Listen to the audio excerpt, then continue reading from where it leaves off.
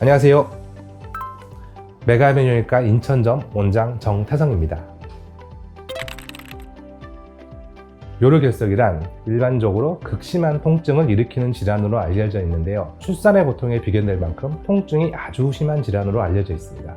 요로란 소변이 생성되는 신장에서 만들어진 소변을 방광으로 이동시키는 요관, 소변을 저장하는 방광, 소변이 배출되는 요도, 이 모두를 합쳐 요로라고 하는데요. 신장, 요관, 방광 등에 생기는 결석이 요로결석입니다. 가끔 환자분들이 전에도 결석이 있었다며 담낭결석을 요로결석이라 하며 헷갈려 하시는 분들이 있는데, 담낭결석과 요로결석은 완전히 다른 질환입니다.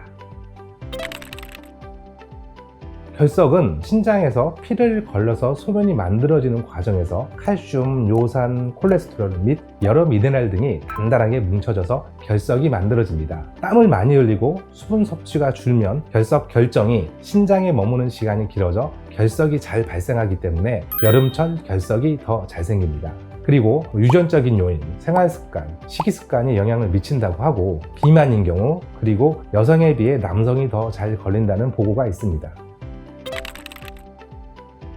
결석에는 크게 신장결석과 요관결석이 있는데, 결석이 신장 안에 있을 경우 신장결석이라 부릅니다. 대부분의 신장결석은 신장의 공간이 넓기 때문에 결석으로 인한 문제가 없는 경우가 많아 치료가 필요하지 않는 경우가 많습니다. 하지만 신장 결석의 크기가 매우 커서 신장 자체에 부담이 된다면 치료가 필요할 수 있습니다. 그리고 두 번째, 요관결석의 경우 극심한 통증을 야기할 수 있는 일반적으로 결석으로 알려진 게 대부분 요관결석입니다. 그동안 문제가 없었던 작은 신장결석이 소변이 내려가는 길을 막아 신장에서 만들어진 소변이 내려오지 못하고 정체가 되어 신장이 커지는 수신증이 발생하여 극심한 통증을 일으키는 질환이 요로결석입니다. 증상이 있기 때문에 대부분 치료가 필요합니다.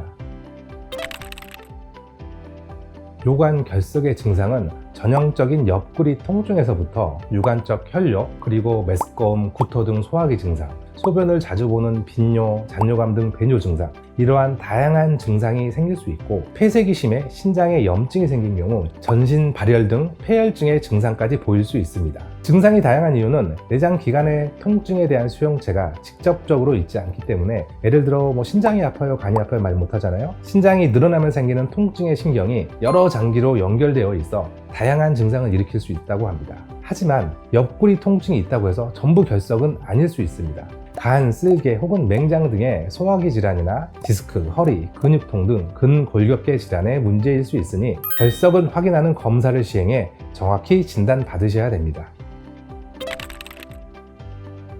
결석을 확인하는 검사는 소변 검사를 통해 혈뇨 유무를 확인하고, 조영제를 맞고 복부 엑스레이를 여러 장 찍어 소변이 내려오는 요로를 확인하는 경정맥 신우조영술 혹은 신장 방광 초음파, 그리고 복부 CT를 통해 결석의 위치 및 수신증의 정도 등 결석을 진단할 수 있습니다. 요로결석의 치료는 발열 등 폐혈증 증상이 있는 경우 관을 넣어서 신장의 압력을 낮춰주는 감압을 하는 응급수술이 필요한 경우도 있겠지만, 대부분의 결석은 한쪽에서만 생기기 때문에 한쪽 신장의 기능이 잘해준다면 응급수술이 필요하지 않는 질환입니다. 그래서 치료 중 제일 첫 번째로 권해드리는 치료는 체외 충격파 세속술입니다.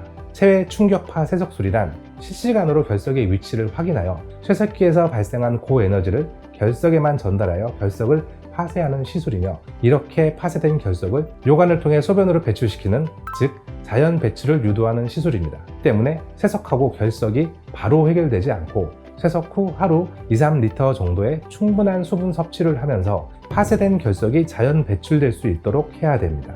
쇠석술의 장점은 입원이나 마취가 필요 없고 시술 후 바로 일상생활로 복귀가 가능한 안전하고 간단한 시술이기 때문에 결석의 1차 치료로 쇠석술을 권장드립니다. 쇠석술의 단점으로는 쇠석 전 검사로 결석의 성분을 예측하기 어려워 쇠석 성공 확률을 미리 예측할 수 없어 한 번에 해결이 안 되거나 파쇄된 돌이 요관을 타고 내려오면서 하부 요관을 막아 2-3차 쇠석술이 필요한 경우가 있습니다. 두 번째로, 쇠석술을 실패하였거나 돌 사이즈가 너무 커서 쇠석으로 해결하기 힘든 경우 수술을 권장드립니다. 최근에는 내시경 수술의 발달로 조그마한 내시경을 요관에 넣어 결석을 파괴하여 직접 꺼내는 요관경화 파쇄술을 시행하고, 최근에는 수술법이 더 발전하여 상부 요관까지 구부러지는 연성 내시경을 삽입하여 결석을 제거하는 수술도 시행할 수 있습니다. 한 번에 해결할 수 있다는 장점이 있으나 마취가 필요한 수술이라는 단점이 있습니다. 결석의 예방법으로는 충분한 수분 섭취를 1차적으로 권장드립니다. 결석의 종류 중 칼슘 결석이 가장 흔한데, 칼슘을 너무 제한하다 보면 뼈가 약해지는 골다공증 등의 위험이 있기 때문에 칼슘을 최근에는 제한하지 않습니다. 오히려 나트륨 섭취를 제한하는데, 나트륨이 과도하게 섭취되었을 때 신장에서 나트륨, 칼슘이 같이 빠지기 때문에 칼슘 결석이 더 잘 생기기 때문입니다. 단순하게 짜게 먹지 말고 물 많이 드시는 걸 권장드립니다. 한번 요로결석에 걸리신 분들은 통증이 너무 심해 다시는 걸리지 않겠다고 다짐하고 뭘 먹어야 하나, 뭘 먹으면 안 되나 고민하시는 분들이 많은데, 결석은 5년 내에 절반 이상이 재발하는 재발이 쉬운 질환이기도 하지만 결석이 한두 달 안에 재발하는 경우는 드뭅니다. 한두 달 물 많이 먹는다고 좋아지지 않습니다. 결석 자체가 오래 걸려 생기는 질환이기 때문에 생활습관 자체를 바꾸셔야 됩니다.